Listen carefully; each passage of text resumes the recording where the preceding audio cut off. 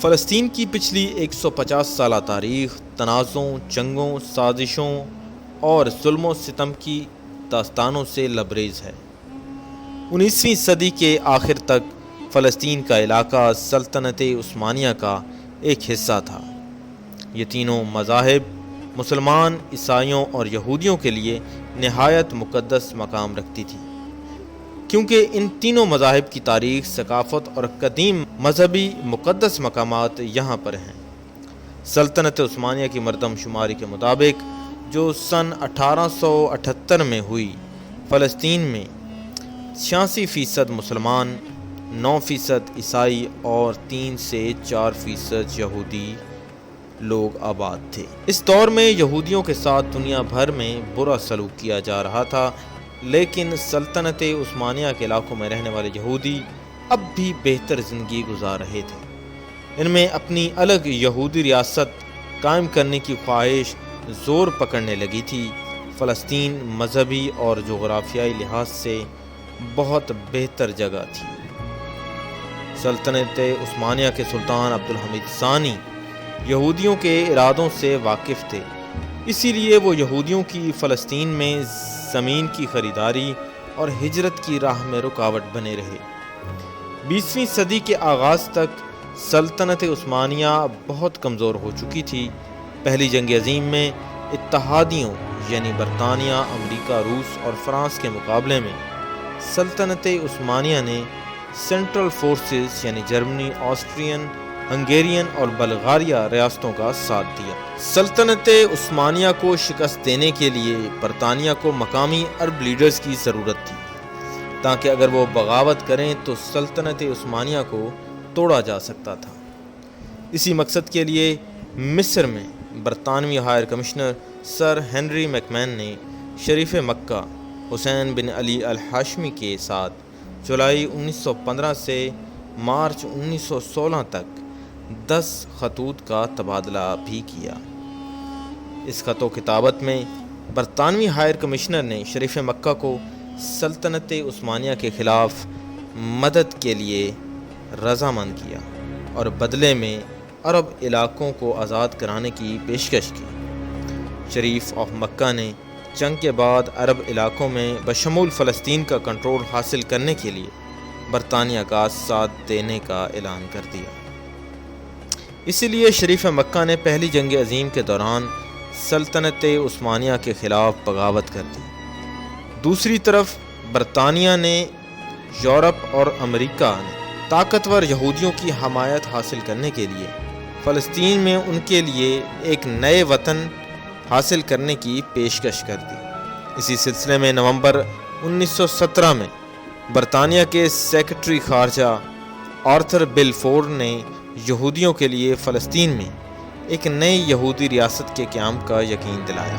وہ اپنے پارٹی رہنما راتھسچائلڈ، جو کہ ایک یہودی تھے، ان کو خط میں لکھ کر واضح کر دیا کہ وہ ایک نئی یہودی ریاست کا قیام چاہتے ہیں۔ اس اعلان کو تاریخ میں بلفور ڈکلریشن کے نام سے یاد کیا جاتا ہے۔ اس طرح برطانیہ فلسطین کے معاملے میں عربوں کے ساتھ ڈبل گیم کرتا رہا۔ برطانیہ کے مفادات کا تحفظ یہودیوں کے پاس تھا، جس کی وجہ سے برطانیہ سرزمین فلسطین کو یہودیوں کو سونپنے کا ارادہ رکھتا تھا۔ جنگ عظیم اول میں شکست کے بعد سلطنت عثمانیہ کے کچھ عرب علاقے برطانیہ کے قبضے میں آ چکے تھے اور ادھر سے صہیونی تحریک بھی زور پکڑ گئی تھی۔ اب یہودی عربوں سے مہنگے داموں زمین خریدنے لگے تھے۔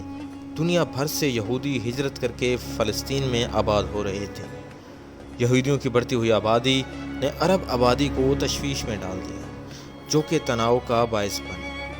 1936 میں فلسطین میں آباد عربوں نے برطانوی یہودی آبادکاریوں کی پالیسی کے خلاف مکمل طور پر بغاوت کر دی، جس سے فلسطین میں بدامنی پھیلنے لگی۔ برطانیہ نے اس مسئلے سے نمٹنے کے لیے ایک کمیشن تشکیل دیا، جس نے فلسطین کو 2 حصوں میں تقسیم کرنے کا فیصلہ کر دیا، جس کو عربوں نے مکمل طور پر مسترد تو کر دیا۔ لیکن ان حالات کے باوجود برطانیہ اور یورپ سے یہودی بھاری تعداد میں فلسطین منتقل ہونے لگے۔ یہودی جو کہ 6% اقلیت رکھتے تھے اب بڑھ کر 33% اقلیت بن چکے تھے۔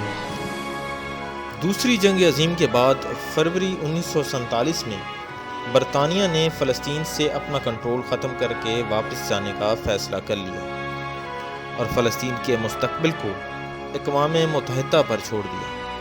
اقوام متحدہ کے مسئلے پر فلسطین کو حل کرنے کے لیے ایک کمیٹی تشکیل دی گئی جس کو عربوں نے مسترد کر دیا۔ اس کا فائدہ یہودیوں کو کچھ اس انداز سے ہوا کہ انہیں ایک کھلا میدان مل گیا۔ انہوں نے اپنی تمام تر قوت اور وسائل کو بروئے لاتے ہوئے UN کے سامنے اپنی لابینگ سٹارٹ کر دی۔ کمیٹی نے مختلف ریسرچ اور فیلڈ وزٹ کے بعد مسئلے کے حل پر پہنچی، لیکن اختلاف کا شکار ہو گئی۔ 7 ممالک نے فلسطین کے 2 حصوں میں تقسیم کرنے پر تجویز دی، لیکن 3 ممالک نے 2 حصوں میں تقسیم کرنے کو غلط قرار دے دیا، مگر پھر اکثریتی تجویز کو مان لیا گیا۔ فلسطین یورپ، افریقہ اور ایشیا کے بالکل وسط میں واقع ہے۔ یورپ افریقہ سے زمینی راستے کے ذریعے ایشیا جانا ہو تو فلسطین کے بغیر یہ ممکن نہیں۔ افریقہ اور ایشیا میں پل کا کام کرتا ہے۔ اسی لوکیشن کی وجہ سے فلسطین کو دنیا کا پرائم ریئل اسٹیٹ کہا جاتا ہے۔ یہ کافی نہیں ہے کہ فلسطین اور مصر 2 ایسے ممالک ہیں جنہیں بحر روم اور بحر احمر دونوں لگتے ہیں۔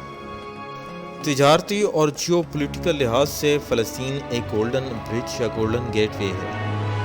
دنیا کی بحری تجارت میں ریڑھ کی ہڈی رکھنے والی سوئس کینال فلسطین سے صرف 200 کلومیٹر دور ہے۔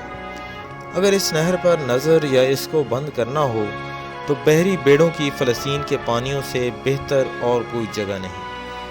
یہودی امریکہ کی ڈیموکریٹک پارٹیوں کی فنڈنگ کرتی ہے اور بدلے میں امریکی صدر پر یہ دباؤ ڈالتی ہے کہ UN کی قرارداد پر باقی ممالک کو متفق کیا جائے، جس کے نتائج میں 1947 کی قرارداد پر ووٹ ڈالا گیا تو 57 میں سے 33 نے قرارداد کے حق میں ووٹ دیے، 13 نے قرارداد کے خلاف ووٹ دیے، 11 ممالک ایسے تھے جنہوں نے ووٹنگ میں حصہ نہیں لیا۔ اس قرارداد کے بعد برطانیہ نے یہ اعلان کر دیا کہ وہ 14 مئی سن 1948 کے بعد فلسطین چھوڑ کر چلا جائے گا۔ اس کے ایک دن پہلے یہودیوں نے اسرائیل ریاست کے قیام کا اعلان کر دیا، جس پر فلسطینیوں نے ہڑتال کر دی اور حالات کشیدگی کی طرف چلے گئے، جو بعد میں خانہ جنگی میں تبدیل ہو گئے، اور عرب ممالک نے اس کے خلاف اعلان جنگ کر دیا۔ یہ جنگ 9 ماہ تک جاری رہی۔ عرب یہ جنگ ہار گئے، لیکن اس کے نتیجے میں اسرائیل فلسطین کے کئی اور علاقوں پر قابض ہو گیا۔ اب اسرائیل فلسطین میں غیر قانونی آبادکاریاں بسا کر اپنا کنٹرول مستحکم کر رہا ہے۔ ویسٹ بینک پر اسرائیل کے اقدامات بین الاقوامی قانون کے کھلم کھلا خلاف ورزی ہیں، جس کو ساری دنیا میں غیر قانونی مانا جاتا ہے۔ واحد امریکہ وہ ملک ہے جو اس معاملے پر اسرائیل کے ساتھ کھڑا ہے۔ فلسطینی سب سے زیادہ ناراض اپنے عرب ممالک پر ہیں جو اپنے مقدس مقامات کا دفاع کرنے سے قاصر ہیں۔ ویڈیو کے متعلق ہمیں نیچے کومنٹس میں ضرور بتائیے گا۔ اگر آپ نے ہمارا چینل کو سبسکرائب نہیں کیا تو ابھی ہمارے چینل کو سبسکرائب کریں تاکہ ہر آنے والی نئی ویڈیو آپ تک پہنچ سکے۔